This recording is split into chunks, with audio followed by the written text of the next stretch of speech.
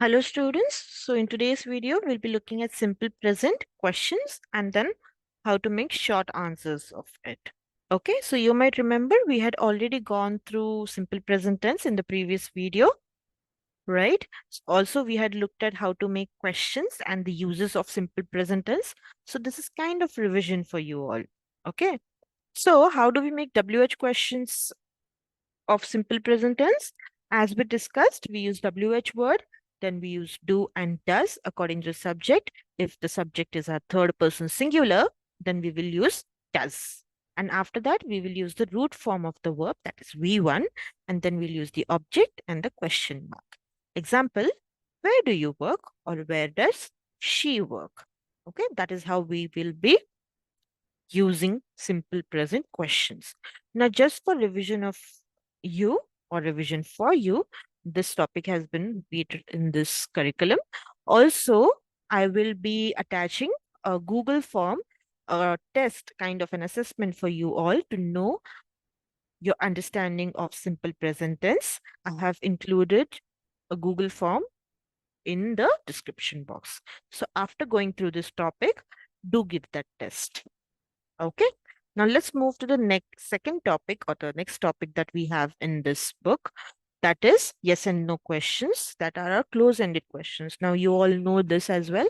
How do we use it? We start with do and does, do or does, and then we have a subject, and then we have the root form of the verb and the object. When do we use does? Just to remind you all, we use it with third person singular. Okay. Do you like country music? That is how I can ask a question. And the answer for it will be in yes or no. Okay. So let's look at the examples. Do you like country music? You can say yes, I do. I love it. Or you can say no, I don't. I don't like it very much. Okay, or I can ask you, what kind of music do you like? So you can say, I really like hip hop. Now you remember we use simple present tense to talk about our habits, right? Our repeated actions. So that is what we are talking about over here. We are talking about habits or repeated actions. Does she play the piano? I can say yes, she does. She plays very well. Or I can say no, she does not. She doesn't play an instrument. Okay. What does she play? She plays the guitar. Okay. Go through the next examples on your own and try making sentences in the comments. Okay. Now we will be looking at something that is called object pronouns. Now, what are object pronouns? You remember whenever we make a sentence, we have a subject, then we have a verb, and then we have something called object, right? Object gives us more information about the sentence. But I, in this example, say I invited him, right? So how will I say it in vice versa? Tell me in the comments. Okay. So we will say he invited me, right? So the word I gets changed to me when we change it from the subject to object. Okay.